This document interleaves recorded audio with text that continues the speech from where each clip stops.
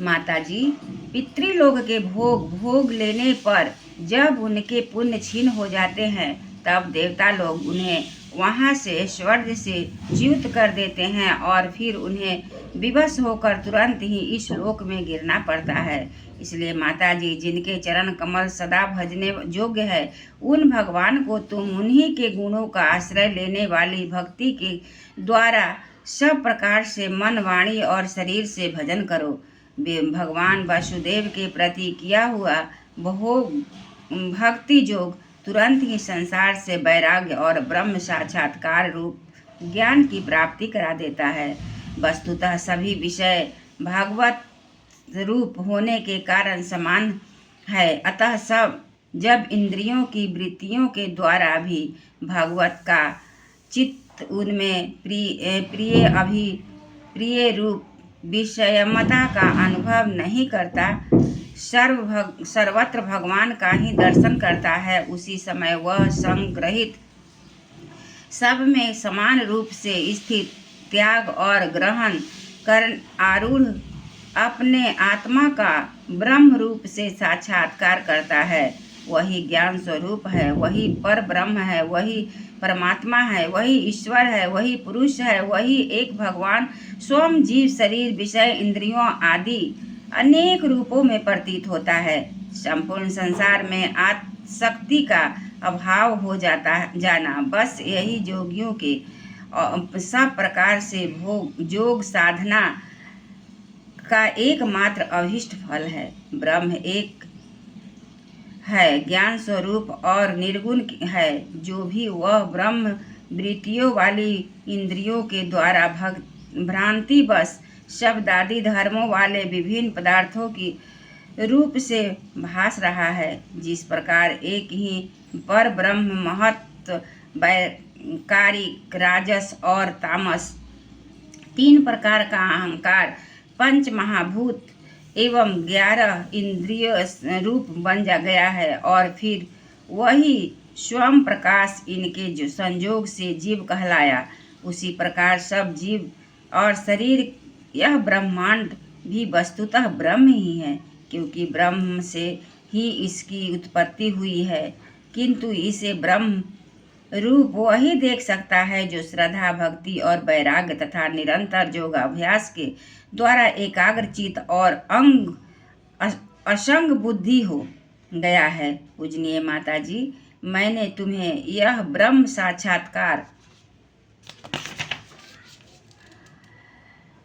साधन रूप ज्ञान सुनाया। इसके द्वारा प्रवृत्ति और पुरुष के यथार्थ स्वरूप का बोध हो जाता है। देवी, निर्गुण ब्रह्म विषयक ज्ञान योग और मेरे प्रति किया हुआ भक्ति योग, इन दोनों का फल एक ही है।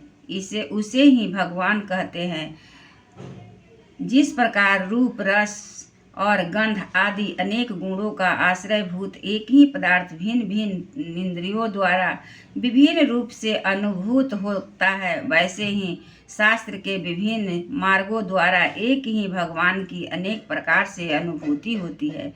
नाना प्रकार के कर्म कलाप, यज्ञ, दान, तप, वेदाध्ययन, वेद विचार, मीमांसा, मन और इंद्रियों के संयम, कर्मों की त्याग, विधि अंगों वाले योग, दोनों योग, भक्ति योग, निवृत्ति और प्रवृत्ति रूप सकाम निष्काम दोनों प्रकार के धर्म, आत्म तत्व के ज्ञान और दृढ़ वैराग्य, इन सभी साधनों से सगुण निर्गुण का स्वयं प्रकाश भगवान को ही प्राप्त किया जाता है। माताजी, सात्विक, राजस, तामस और निर्गुण भेद में से 4 प्रकार के भक्ति योग का, और जो प्राणियों के उत्पत्ति जन्मादि विकारों का हेतु है तथा जिसकी गति जानी नहीं जाती, उस काल का स्वरूप मैं तुमसे कह ही चुका हूँ।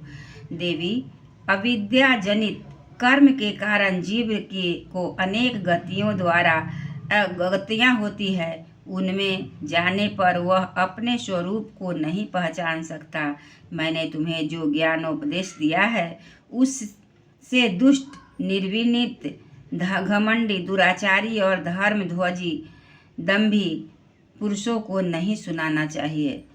विषय लोलुप हो, गृहासक्त हो, मेरा भक्त न हो अथवा मेरे भक्तों से द्वेष करने वाला हो, उसे भी इसका उपदेश कभी नहीं करें।